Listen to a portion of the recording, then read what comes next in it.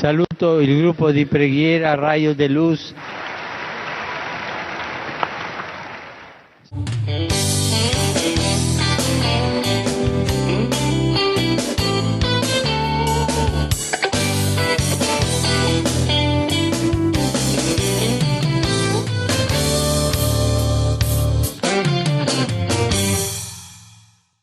Deus está fazendo algo novo. Deus está fazendo algo novo neste lugar. Deus está fazendo obra nova e muitas outras Ele fará. Mais uma vez, do início. Deus está fazendo algo novo. Acredita nisso. Deus está fazendo algo novo neste lugar, neste lugar. Deus está fazendo obra nova e muitas outras Ele fará. Vinde confiar, vinde confiar, experimentar, porque o céu aberto está.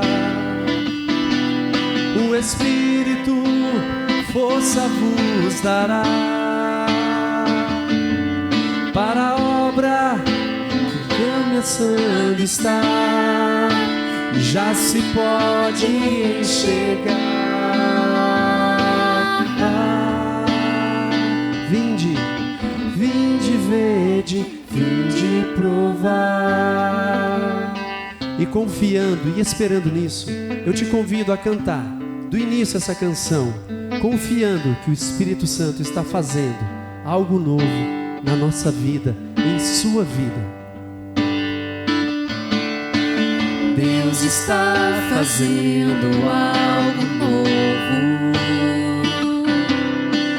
Deus está fazendo algo novo neste lugar. Deus está fazendo obra nova e muitas outras Ele fará. Vinde confiar, vinde confiar, experimentar, porque o céu aberto está. O Espírito força vos dará para a obra que levantando está. Vinde, vinde confiar, experimentar, porque o céu aberto está. O Espírito força vos dará para a obra que levantando está. Já se pode enxergar.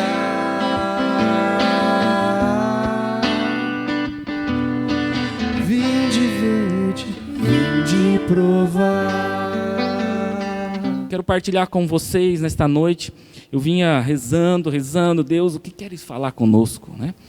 E aí, então, Deus foi montando um quebra-cabeça dentro de mim.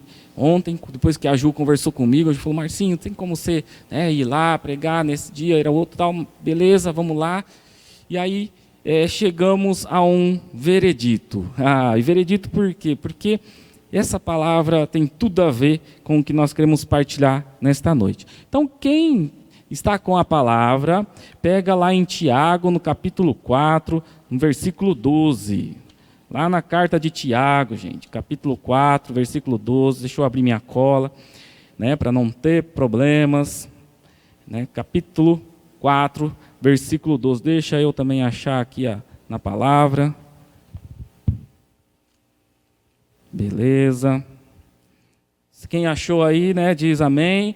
Quem não achou, Deus me acuda, né?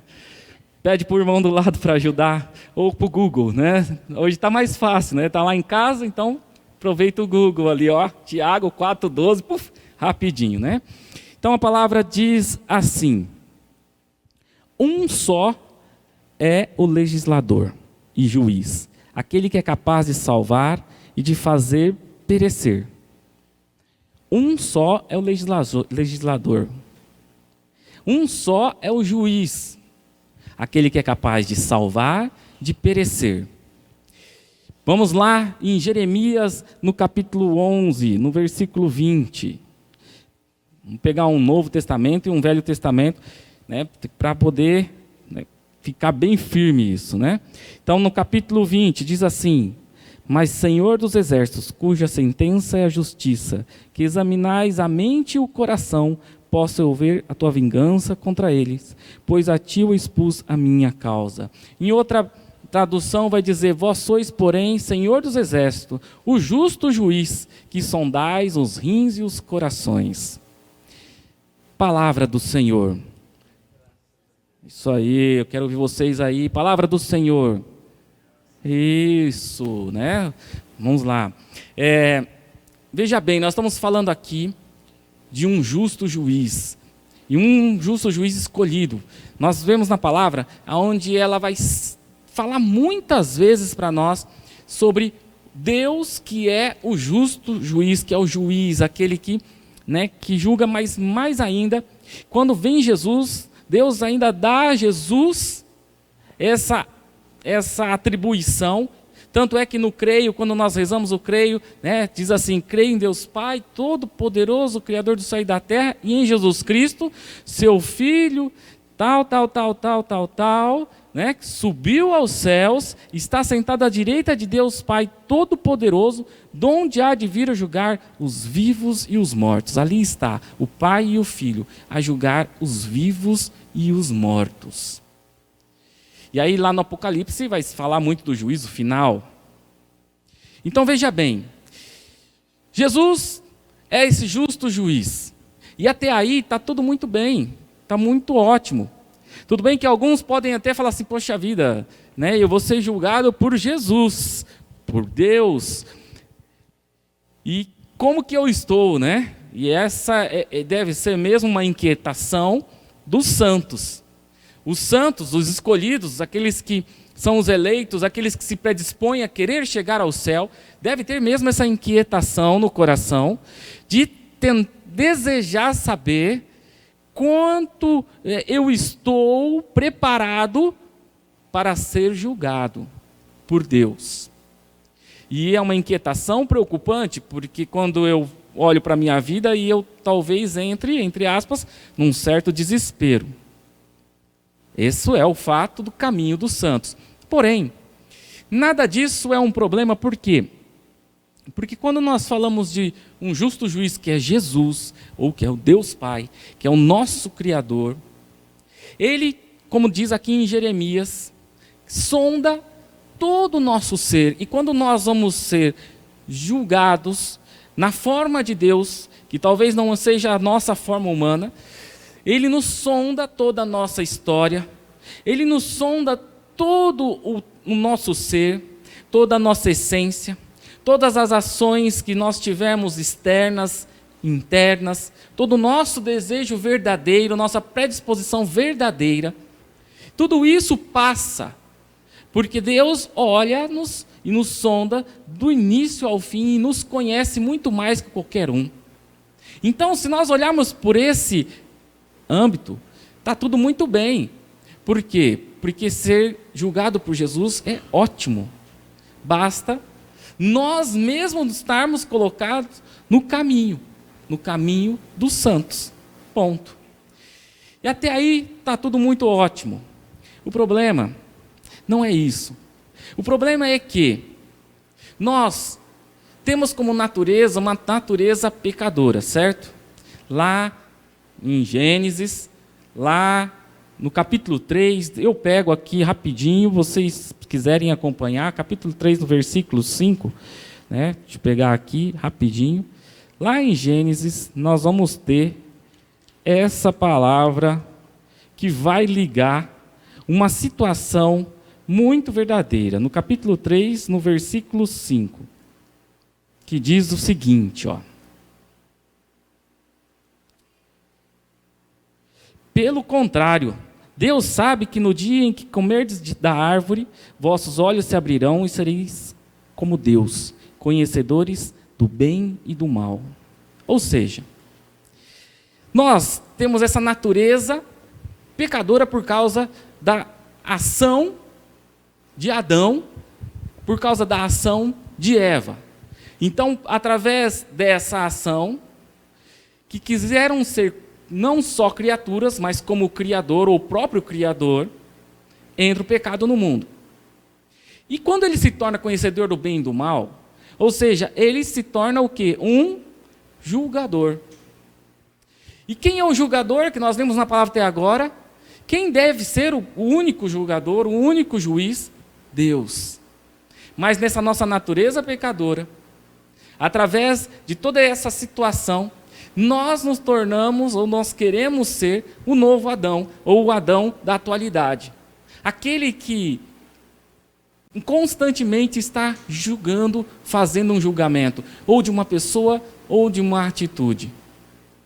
Veja bem, lembra aquela situação assim, né? As meninas, por exemplo, estão lá na escola, na sala de aula, e aí chega uma ou menina que não é do meio, toda, né? Toda linda, toda maravilhosa, cheirosa, e ela está só assim, nossa, essa pessoa deve ser um nojo, olha que pessoa chata. Ou seja, nem conhece, a pessoa está chegando pela primeira vez, mas por causa do jeito dela, o jeito que ela se mostra naquilo ali, a nossa natureza julgadora já entra em ação e fala, nossa, que é aquilo, olha que metida, que não sei o que, e vai ver, depois de um tempo passa, faz uma amizade, quantos depois falam assim, nossa, achava você tão metida, né? E você é tão legal, né? Por quê? Porque houve um julgamento, um pré-julgamento, um preconceito naquele momento, houve um conceito errado sobre aquela pessoa, porque nem conhecia ela. Constantemente nós estamos vivendo isso. Olha só, hoje, neste momento, muitos talvez estão aí do outro lado, me julgando se eu falo bem, se essa deveria ser a palavra, se não deveria ser, se é isso mesmo que Deus está falando. Ou seja, vai entrando dentro de nós esse instinto em que o pecado vai movimentando de um julgador. E nós, então, queremos nos colocar no papel de quem? Do juiz. E qual é a ação? É de Adão. Porque quem quis se colocar no lugar de Deus é Adão. Então, por que nós queremos nos colocar também no lugar de Deus? Porque nós estamos indo pelo mesmo caminho. E hoje o mundo tem vivido isso fortemente. Não podemos ver ninguém de um jeito falando algo que nos contrarie, que nós já estamos julgando a pessoa, julgando o ser, julgando toda a história. Nossa, a pessoa foi o meu melhor amigo durante 10 anos, talvez por uma situação, essa pessoa é a pior do mundo. Porque eu já estou me colocando, e mais do que isso, não só julgando, como estou sentenciando e condenando essa pessoa à morte. Quantos nós olhamos e falamos assim, vai para o inferno, mas é Deus quem vai julgar. Quantas vezes nós nos tornamos julgadores de nós mesmos? Sabe, fazemos algumas coisas e queremos nos culpar. A culpa é uma sentença de um juiz, que quer dizer, você está culpado, então você precisa pagar o preço. E quando nós vivemos isso, nós vivemos esse auto-julgamento, nós nos colocamos como deuses. Queremos estar no lugar de Deus e condenando a nós mesmos. E por nós condenarmos a nós mesmos e vivermos essa culpa em cima de nós, nós temos que pagar o preço por isso. Isso vem intrinsecamente. E aí então surgem os grandes problemas espirituais, carnais, psicossomáticos, aonde nós vamos sofrendo as consequências. Quantas doenças nós sabemos que é por falta de perdão, por exemplo? Que é por causa de uma culpa que a pessoa carrega. Ou seja, ela se auto-julgou. Nós somos impulsionados a estar constantemente julgando. Por quê? Porque isso é um objetivo do maligno, do demônio, do inimigo de Deus, o nosso inimigo. Porque ele quer alimentar em nós a nossa natureza pecadora. Ele quer alimentar em nós, e tem conseguido fazer isso na humanidade, e alimentar mais e mais, e cada vez mais. E um dos lugares de bastante comida para isso, chama-se rede social, onde as pessoas conseguem se alimentar do ódio, da intolerância e do desrespeito, da falta de amor. E nós nos tornamos julgadores e juízes, e entramos no lugar de Deus. Olha só, vamos fazer uma parábolazinha aqui. Vamos entrar no âmbito, eu não sou advogado, mas vamos entrar um pouco no âmbito jurídico, né? Eu assisti muitos filmes já, então tem aquele filme americano, ou mesmo alguma situação aqui no Brasil, alguns lugares que eu já pude participar e ver. Mas imaginemos um tribunal, aonde nós temos o juiz, o corpo de jurado, que são pessoas escolhidas para ouvir uma história, e eu acho que é o pior papel, ouvir uma história e dizer se aquela história, com aquilo que ela ouve, a pessoa é culpada ou não. E ali, sentado, o réu. E como é interessante, quando chega um advogado e começa a contar a história do réu, e daqui a pouco todos que estão ali e estão se preparando para o julgamento e estão colhendo aquelas informações, eles falam, esse cara é culpado. Mas eis que surge o outro lado e começa a falar sobre a história, né, desse réu. E eis que aquelas mesmas pessoas estão ali e aí então, ele não é culpado, ele é inocente. E aí toma-se um rumo onde eles precisam dizer culpado ou inocente, baseado nas histórias que estão contando, não baseado no todo da pessoa em si. E vai para o juiz. E o juiz então fala, a sentença vai ser assim, tanto, dessa forma. E ele sentencia.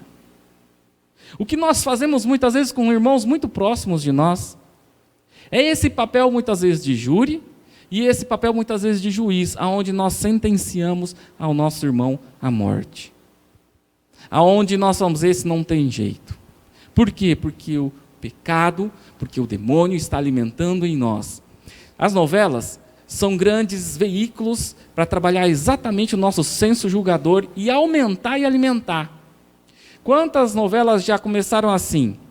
O cara casado, boa pinta, bonitão, com uma mulher chata pra pega, que, meu Deus do céu, ninguém merece, porque não viu antes, né? Mas casou. Aí esse cara encontra uma outra mulher que é, nossa, 100, 1000, não tem igual, não tem igual. E aí então a trama faz com que todo mundo que está assistindo torça para que haja um divórcio e um adultério. Nós somos envolvidos, porque o inimigo está trabalhando em nós o senso julgador, para nós dizermos assim, não, mas ele está certo, ele não está certo, ele está certo, ele não está certo, ela está certa, ela não está certa, ele está certo, ele não está certo. É o senso julgador determinante, o juiz, nós tomamos a posição de julgador, de juiz e sentenciamos. E aí então entra a grande luta, a grande batalha. Porque quando nós entendemos isso, porque o pecado não vem tudo de uma vez, não. Ele vem aos poucos, é conta-gotas. É mais ou menos aquela história, vamos lá pegar a história do pedágio. Quando começou o pedágio, todo mundo era contra o pedágio, vamos tirar o pedágio, não sei o que pedágio, não sei o que pedágio. E aí o povo acostumou com o pedágio. E não vou entrar no mérito de benefícios ou não, questão política ou não, governamental ou não, preço ou não, não vou entrar nesse mérito, eu quero entrar no mérito da situação. Todo mundo acostumou. Hoje, não se fala mais em tem que acabar com o pedágio, se fala assim, tem que diminuir o valor, porque o pedágio é importante. Ou seja, o pecado também é assim. O inimigo ele vem e joga alguma coisa, e aí até parece que o negócio, não, isso não, né, para a própria sociedade. Nós estamos vendo um monte de coisa assim. E daqui a pouco isso se torna tão normal que já não tem mais tanto problema assim. Acostuma-se. É igual o nariz, né?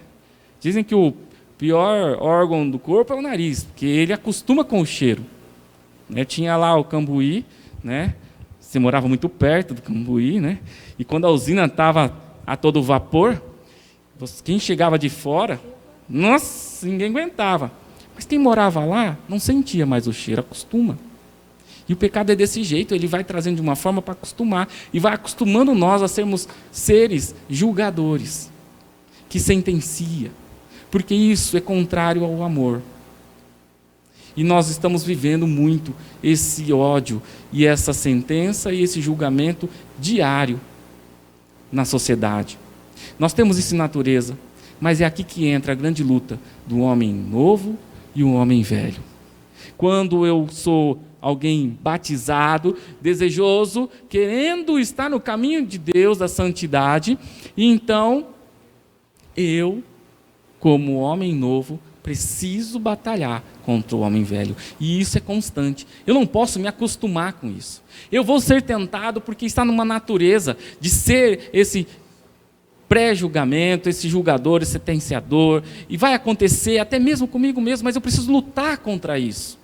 Essa é a grande batalha do homem velho e o homem novo. Eu descubro isso e sei disso e não me acostumo com isso.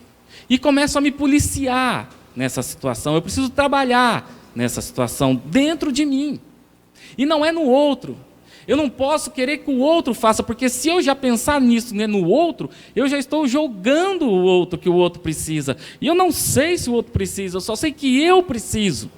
Eu preciso lutar contra essa natureza pecadora, porque ela me afasta de Deus. Ela me afasta dos irmãos. Ela me afasta do caminho do céu. E como diz a palavra, do jeito que for julgado, do jeito que julgares, será julgados. Isso lá no Evangelho, Jesus já dizia isso. Então precisamos lutar contra essa natureza e contra esse alimento que o inimigo tem feito no nosso meio. Olhar para os nossos irmãos e trabalhar o amor, não o julgamento.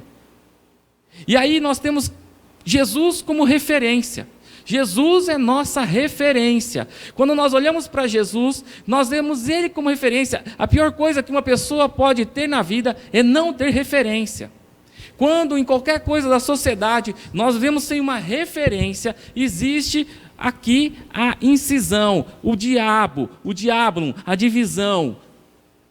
Nós precisamos de uma referência onde temos uma certeza de que é ali, e nossa certeza é Jesus Cristo. Jesus é nossa referência, Jesus é nossa certeza. Temos que olhar para Jesus, em qualquer situação, olhar o que Jesus faria, como Jesus agiria. Jesus é a nossa referência para sabermos o que fazer no nosso momento em que nós estivermos tendo essa situação de julgamento, de pré-julgamento, de auto-julgamento. Nós precisamos olhar para Jesus e saber que Ele sim é o justo juiz, e que quem vai nos julgar vai ser Ele, Jesus. Esse Jesus maravilhoso, que veio ao mundo, vestiu-se de roupas humanas, nos proporcionou a salvação, nos dá a libertação e já nos absolve.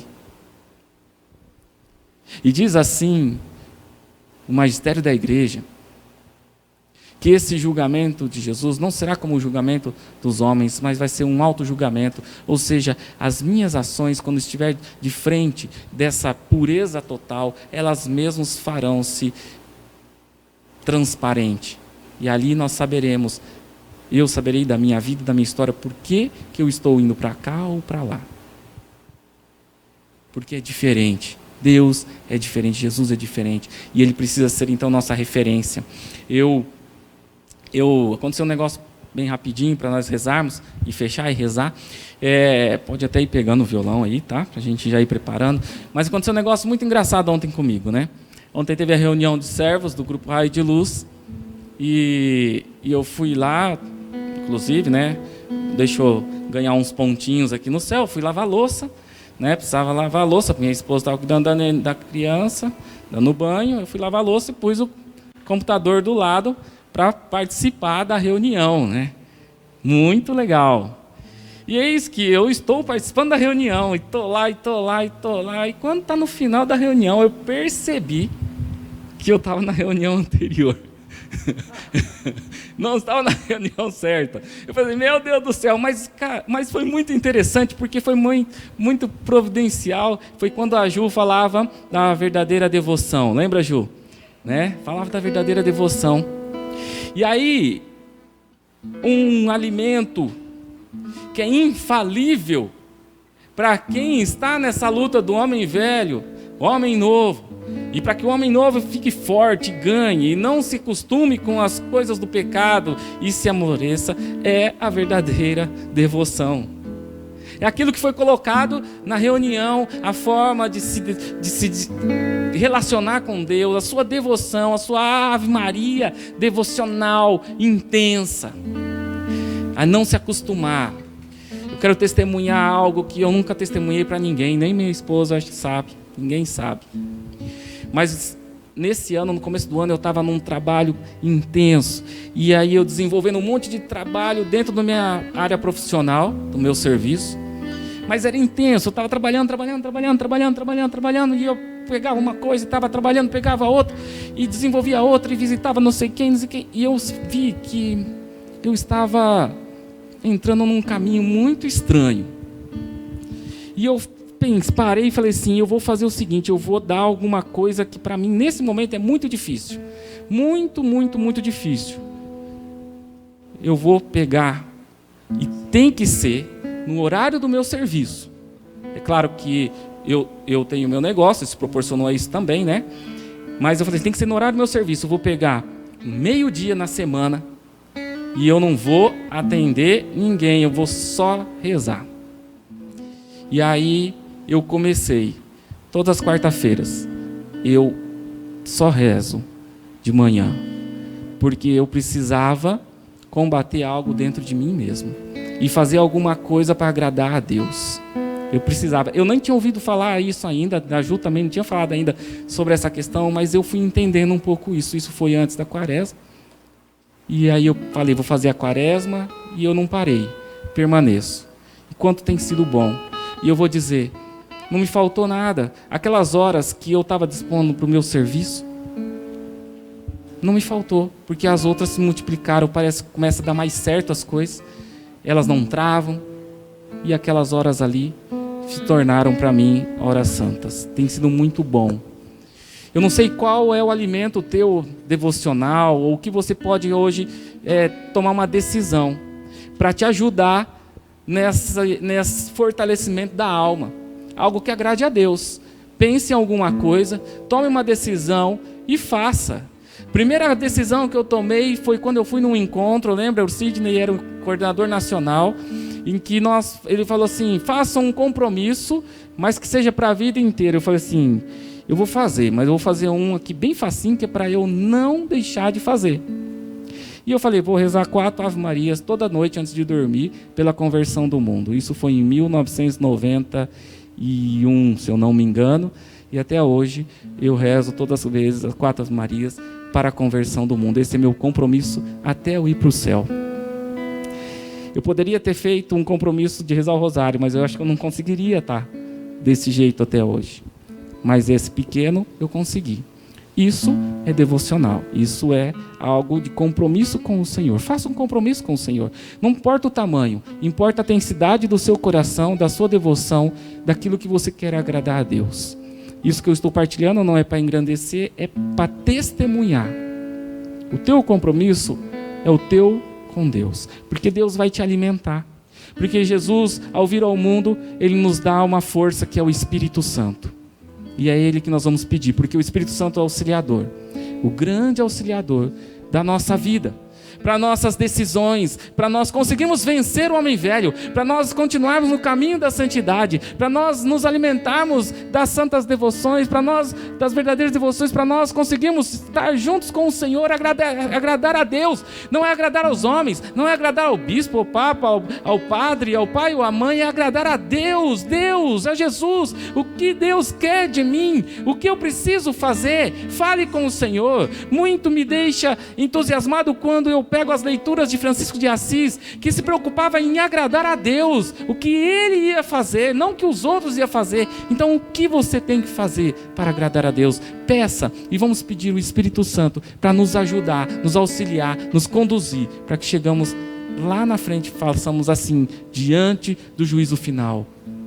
Aqui é nossa passagem de entrada para o céu, a nossa porta de entrada. Eu queria que nós rezássemos aí da nossa casa, você onde está, para o grupo Raio de Luz, e todas as suas intenções e obras.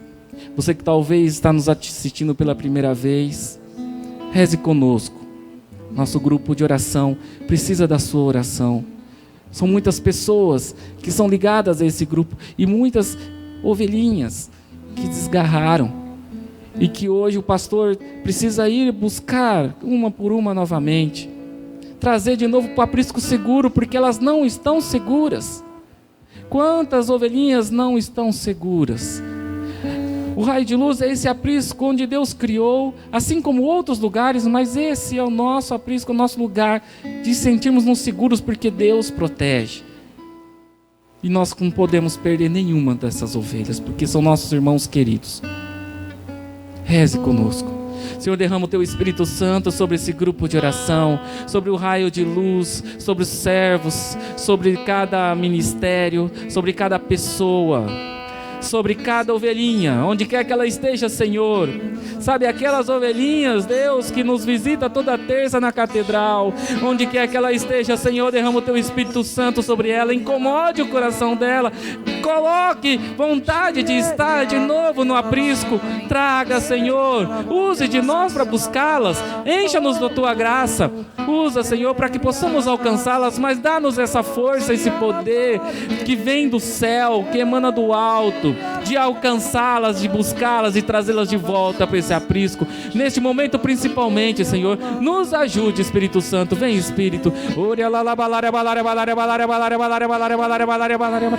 Senhor, queremos Te louvar, Te agradecer, Senhor, por cada vida, por cada história. Eu Te louvo, Senhor, por estar aqui. Eu Te louvo, Senhor, pela Tua presença poderosa. Eu Te louvo, Senhor, por tudo que está fazendo e nossos olhos não enxergam, mas Tu estás realizando todo o milagre, toda a graça, Senhor. Eu Te louvo, Senhor, e eu creio nisso, Senhor. Eu creio que muitas vidas esta noite estão sendo libertas e levantadas. Eu Te louvo por elas. Te louvo, Senhor, por cada irmão que está aqui, por cada um que está nos acompanhando agora ou no outro momento. Te louvo, Senhor, pela história da vida de cada um que aqui está, Senhor. Muito obrigado por esses irmãos. Muito obrigado, Senhor. Muito obrigado mesmo, Senhor, por cada um. Bendito sejas Tu, Senhor. Eu Te amo, Jesus. Te agradeço por poder estar aqui. Tu proporcionou isso para mim. E eu Te agradeço, Senhor, por ainda estar no aprisco e me sentir protegido, Senhor. Bendito seja, Senhor. Glórias a Ti, Senhor. Glória ao Pai, ao Filho e ao Espírito Santo. Como era no princípio, agora e sempre. Amém.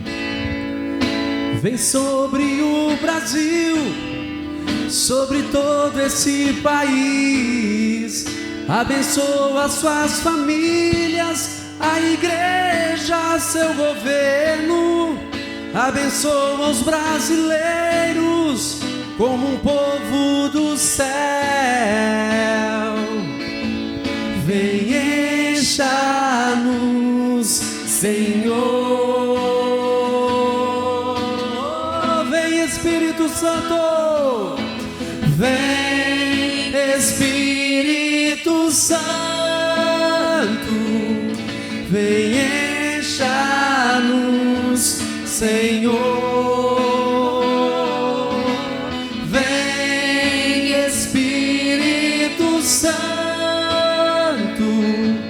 Vem, encha-nos, vem, sela-nos, Senhor.